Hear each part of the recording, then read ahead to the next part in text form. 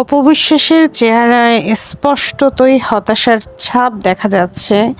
উনি আগের মতো লাস্যময়ী নাই বা আগের চেহারায় যে অহংকারী একটা ভাব ছিল সেটা নাই। এখন যেটা আছে সেটা হচ্ছে হিংসা এবং হতাশা। এই দুটো ছাপ কিন্তু ওনার চেহারায় স্পষ্টভাবে ফুটে ওঠে এবং আমার মনে হচ্ছে উনি মানসিকভাবে অনেক বেশি ভেঙে পড়েছে। ওনার ভিতর একটা আশা ছিল যে হয়তো শাকিব খানের সাথে ওনার আবারও প্যাচ আপ হইতে পারে, সম্পর্কটা আবারও হয়তো জোড়া লাগতে পারে। সে গুড়ে বালি, এখন তো আর ওরকম কিছুই নাই। আর উনি তলে তলে তো উপরে উপরে যতই ভাব দেখাক, উনি তলে তলে ভালো করেই জানে যে শাকিব খানের সাথে ওনার আর হচ্ছে না। উনি অনেক চেষ্টা করছে।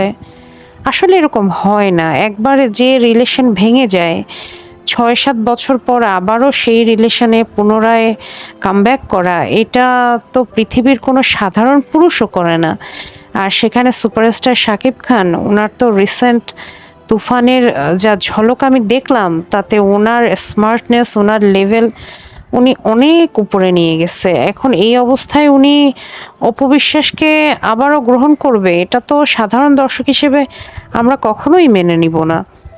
আর অপবিশ্বাস শাকিব খানের লাইফে আসার জন্য শাকিব খানের অনেক ক্ষতি হয়ে গেছে। শাকিব খানের জীবন থেকে ১০টা বছর, গুরুত্বপূর্ণ বছর, যেটা ওনার যৌবন বয়স ছিল, ওনার জন্য খুবই গুরুত্বপূর্ণ সময় ছিল, সেই সময়টাই নষ্ট হয়ে গেছে। অপু বিশ্বাসের সাথে অভিনয় করার জন্য শাকিব খানকে অনেক আজে বাজে তকমা পেতে হয়েছে, ট্রলের শিকার হইতে হয়েছে। ওনার নামের পাশে অনেক ট্রলযুক্ত নাম বসানো হয়েছে শুধুমাত্র অপু বিশ্বাসের জন্য। কিন্তু অপু বিশ্বাস ব্যতীত উনি যতগুলো মুভি করেছে সবগুলোই কিন্তু বেশ প্রশংসিত। এবং আস্তে আস্তে শাকিব খান নিজেকে যে অবস্থায় নিচ্ছে, এটা আমি ২ বছর আগেও এক জায়গায় কমেন্ট করছিলাম যে আমি জীবনেও এটা বিলিভ করব না যে শাকিব খান হচ্ছে অপু বিশ্বাসকে আবার অ্যাকসেপ্ট করবে। ইভেন যখন আমেরিকা তারা ঘুরতে গেছে, তখনও আমি বিভিন্ন জায়গায় কমেন্ট করছি যে অপু বিশ্বাস যদি মনে করে থাকে শাকিব খান তাকে আবারও অ্যাকসেপ্ট করবে, তাহলে সে চরম ভুল করতেছে, এটা জীবনেও করবে না। এবং তখন তো আমি ভ্লগ করতাম না, তখন তো আমি বিভিন্ন জায়গায় হয়তো কমেন্ট করতাম বা আমার ভিতরে হয়তো কোনো ফ্রেন্ড সার্কেলের সাথে বা বাসায় বসে আলোচনা করতাম। মেয়ে মানুষের যেসব আলোচনার টপিক থাকে এখন বিষয় হচ্ছে যে ফ্রাস্ট্রেশন তো মানুষের জীবন থাকে, হতাশাও থাকে। আপনি তো সেখান থেকে বেরিয়ে আসার কথা। আমার যেটা মনে হচ্ছে বুবলি আপু কিন্তু বেরিয়ে আসছে। বা আমি যদি বলি পরিমণির যে ব্যাপারটা হচ্ছে, পরিমণি এখন রাজকে খুব মিস করতেছে যে আহারে আমি কি হারাইলাম। পরিমণির এখন একটা অপরাধবোধ কাজ করতেছে, সে রাজের জন্য কষ্ট পাচ্ছে। কিন্তু হতাশা ডিফারেন্ট ইস্যু। হয়তো পরিমণি আগামী ৪-৫ বছর পর ওনার অবস্থা কী হয় সেটা আমি জানি না। এরপরে তমা মির্জার কথা আমরা ধরতে পারি। তারও তো বিয়ে হয়েছে, ডিভোর্স হয়েছে, সেখানেও খুবই অবস্থা খারাপ ছিল। সে এখন কামব্যাক করছে, বাট সে তো হতাশ না।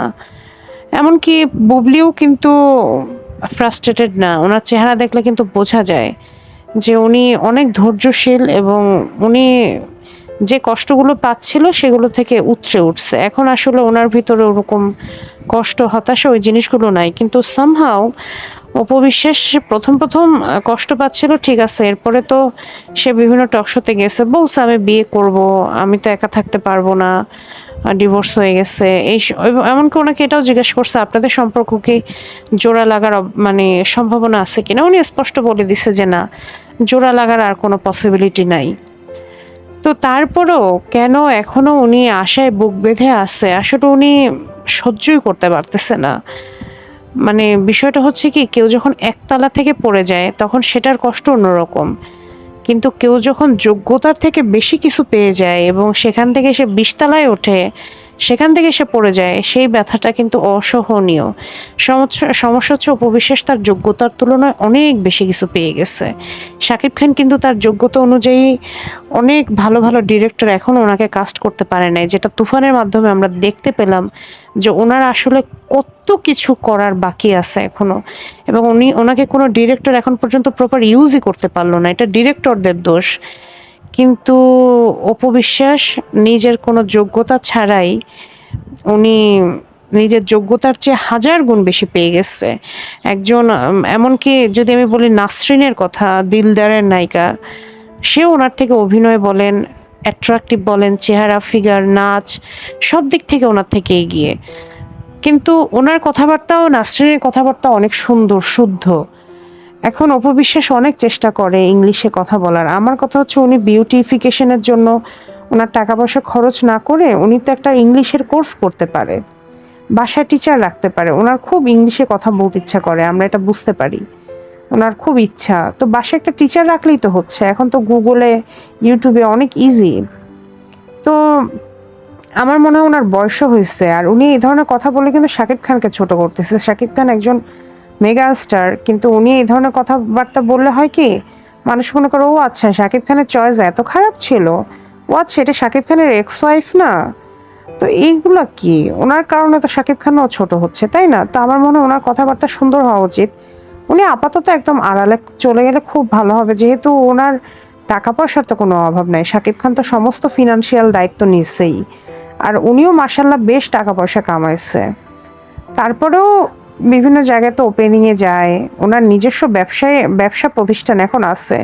ওনার ওনার তো ফিনান্সিয়াল কোনো ক্রাইসিস নাই, কিন্তু উনি কাজ ব্যতীত এত কথা কেউ বলে, নুসরাত ফারিয়া বলে, বিদ্যা সিনহা শাহ মিম বলে, মাহিয়া মাহি বলে, তমা মির্জা বলে, কোন নায়িকা বলে, ইভেন কি পূজা চেরি, দিঘি, ইভেন কি পরিমণিও তো কখনো মানে এইরকম টকশোতে অ্যাভেলেবল হয় না। ওনার সমস্যাটা কি আমি তো বুঝতে পারছি না। উনি চরম হতাশায় ডুবে আছে, এবং উনি মেনেই নিতে পারতেছে না যে শাকিব খানের সাথে ওনার আবারও মিল হবে না। এটা তো কোনো কথা না আপু। বাংলাদেশের হাজার হাজার লাখ লাখ মানুষের ডিভোর্স হয়েছে না, তারা মুভ অন করছে না। মানুষের কষ্ট এতদিন তো থাকার কথা না।